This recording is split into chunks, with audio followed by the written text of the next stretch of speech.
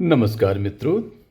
तो जैसा कि इंतज़ार रहता है आपको पाम वेद द्वारा किसी नए हैंड रीडिंग का, किसी नए हाथ के अध्ययन का, तो आज फिर समय आ गया है। एक नए हाथ को हम लेते हैं स्टडी के लिए, और ये है British prime minister Shri Rishi Sunak का हाथ। तो जैसा कि आप नाम से ही जान गए होंगे कि व्यक्ति तो प्रभावशाली हैं ही, व्यक्तित्व भी प्रभावशाली है, लेकिन हाथ में वो चीज़ें कहाँ दिख रही हैं कि यह व्यक्ति इतना प्रभावशाली हो सकता है। तो जैसा कि आप जानते हैं कि हाथ ईश्वर द्वारा बनाई गई जन्म कुंडली है, और ईश्वर ने ये रच दिया है कि आप किस तरह से अपने जीवन को जिएं, किस तरह से स्वयं को समझें, स्वयं को जानें, और उसी तरह से अपने कदम बढ़ाएं। तो हाथ लंबा है, उंगलियां लंबी हैं, और जैसा कि मैंने पिछले वीडियो में बताया था कि लंबे हाथ वाले हमेशा बुद्धिजीवी होते हैं, सोचते हैं, विचारते हैं, चिंतन करते हैं। लेकिन इनका हाथ भी बता रहा है कि ये जिम जाते हैं, क्योंकि हाथ में कई जगह आपको इस तरह के चिन्ह मिल रहे हैं। तो ये चिन्ह बड़े प्रैक्टिकल हैं, जिन्हें आपको समझना चाहिए। ये कोई हस्तरेखा के चिन्ह नहीं है। इस लोग व्यायाम को, नियमितता को, अनुशासन को महत्व देते हैं। इनकी उंगलियां नॉटेड हैं, यानी कि फिंगर्स की नॉट्स जो हैं, गांठें थोड़ी सी उभरी हुई हैं। ऐसे लोग सूझबूझ वाले होते हैं, और सूझबूझ के द्वारा फूंक फूंक कर, कदम रखकर अपना जीवन तय करते हैं। क्षणिक उत्साह में आकर कोई कदम नहीं उठाते हैं। अगर आप आगे देखें तो उंगलियों का जो बेस है, बेस ऑफ फिंगर, इसको अगर आप ध्यान से देखें तो निरंतर ऊपर उठता चला जा रहा है। ये जो बेस है जिसकी बात कर रहा हूँ, ये निरंतर ऊपर उठ रहा है। देखिए, ऊपर जा रहा है और ऊपर चला गया, लेकिन अब थोड़ा सा नीचे है, बृहस्पति नीचे है। अब इसका मतलब ये हुआ कि उत्साह बहुत ज़्यादा है। एक तो उत्साह बहुत ज़्यादा है, दूसरा धैर्य भी है। ऐसा नहीं कि उत्साह में उड़ जाते हैं, धैर्य भी रखते हैं, और धैर्य के लिए बृहस्पति है, तो गुरु का पर्वत भी अच्छा खासा विकसित है। तो ऐसे लोगों में क्षणिक उत्तेजना नहीं होती है। ये लंबे प्लान करते हैं, लंबे गोल बनाते हैं, और उन पर अड़े रहते हैं। अगर आप हृदय रेखा को देखें तो बहुत लहर लेके बृहस्पति में जाके रुक गई है, और हेड लाइन भी थोड़ी सी ऊंचाई से सीधी निकल गई है। इसका मतलब यह है कि हृदय और मस्तिष्क के बीच में संतुलन बहुत अच्छा है। दोनों रेखाएं एक दूसरे से दूरी बना के चल रही हैं। ये एक अच्छा लक्षण माना जाता है। इस लोग भावनाओं में नहीं बहते हैं, लेकिन धुन के पक्के होते हैं। ऐसे लोग धुन के पक्के होते हैं, क्योंकि ये जो आयत है ना, इसे मैंने पहले आपको बताया था, ये सोने की ईंट कही गई है। ऐसे लोग अपनी बुद्धि से, अपने दिमाग से बहुत बड़े खजाने हासिल करते हैं। तो ये आप सब देख चुके हैं पिछले वीडियोज़ में, मैं बहुत ज़्यादा विस्तार में नहीं जाऊंगा, लेकिन अभी आपको बताऊंगा कि ऋषि सुनक जी के हाथ में ऐसी कौन सी विशेषताएं हैं जो उन्हें इतनी ऊंचाइयों पर लेके जाती हैं।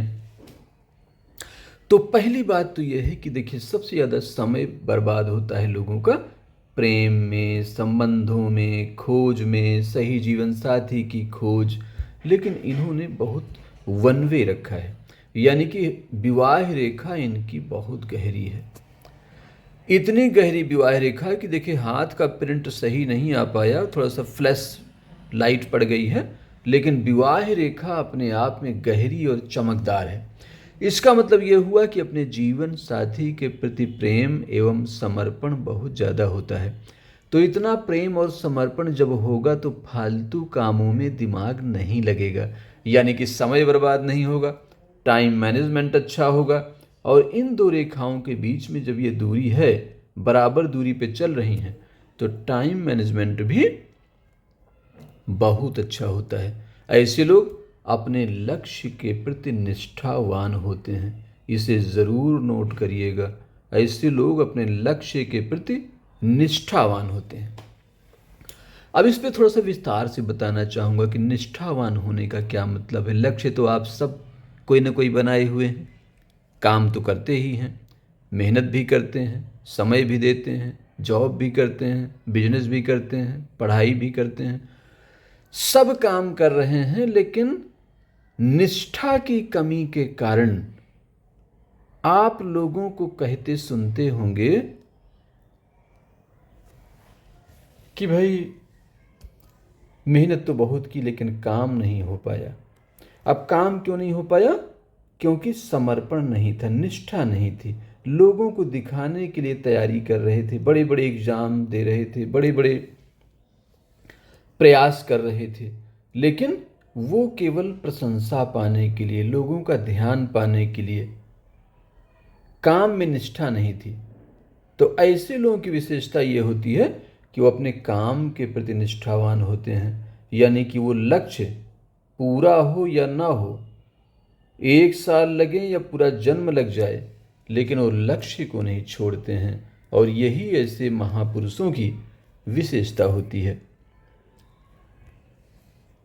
कई बार जब समस्याएं आती हैं तो हेडलाइन नीचे चली जाती है इस तरह से लोगों के हाथ में, और उससे पता चलता है कि उन्होंने छोड़ दिया, कि रहने दो, बहुत मेहनत की लेकिन नहीं हो पा रहा है, जैसे रिजल्ट्स चाहते थे वो नहीं हो रहे हैं। और रिजल्ट्स इसलिए नहीं हो रहे हैं कि उनके अनुपात में काम नहीं हो रहा है, परिश्रम नहीं हो रहा है। और जब परिश्रम नहीं होगा तो रिजल्ट कहाँ से मिलेगा? तो मित्रों, आगे बढ़ते हैं और देखते हैं कि इनकी लाइफ लाइन कैसी है। तो लाइफ लाइन बहुत लंबी है, गहरी है, पूरी है, यानी कि शुक्र को पूरी तरह से घेर रखा है। और शुक्र को पूरी तरह से घेरने वाली जीवन रेखा मनुष्य को लोकप्रिय बनाती है, प्रशंसा दिलाती है। ऐसे लोग समाज में लोकप्रिय होते हैं, आगे बढ़ते हैं, जीवन में बड़े काम करते हैं और अपने कार्य के प्रति रुचि रखते हैं। तो ऐसे लोग, जब तक हम हाथ का पूरा अध्ययन नहीं करेंगे तब तक हम उस परिणाम को नहीं समझ सकते हैं जिसे हमें समझना चाहिए। तो यहाँ पे आप देख सकते हैं कि शुक्र का जो पर्वत है, ये माउंट ऑफ वीनस है, माउंट ऑफ मून है, इन दोनों की ऊंचाई बिल्कुल बराबर है। अगर आप ध्यान से देखें तो ये ऊंचाई बिल्कुल बराबर है, बराबर विकसित हैं। इसका मतलब क्या हुआ? इसका मतलब ये हुआ कि जब शुक्र चंद्र बराबर होंगे तो बैलेंस देते हैं, संतुलन, और संतुलन ही जीवन है। ऐसे लोग न तो प्रेम में पागल हो जाते हैं और न किसी की उपेक्षा करते हैं, पूछ लेते हैं कि भाई मैं पसंद हूँ कि नहीं। और ऐसा ही इन्होंने किया, क्योंकि भाग्य रेखा को अगर आप ध्यान से देखें, हो सकता है आप चित्र में न देख पाएँ, लेकिन मुझे बहुत साफ दिख रही है कि एक भाग्य रेखा तो ये चली है और दूसरी भाग्य रेखा चंद्रमा से भी शुरू हो रही है, यहाँ से जा रही है।